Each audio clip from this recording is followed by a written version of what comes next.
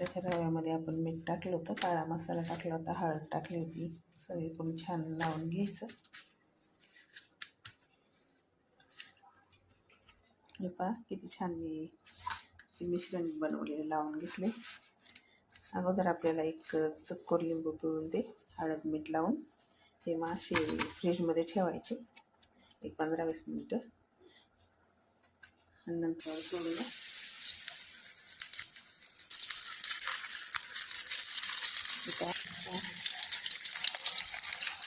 आपला काळा मसाला रवा गावठी मासे घेतले तेलाची आता बऱ्यापैकी घातले तर पलटी मारून घेऊ. छान असं झालं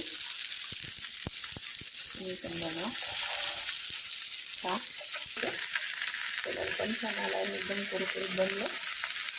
खायला तर खूपच सुंदर लागतं. छान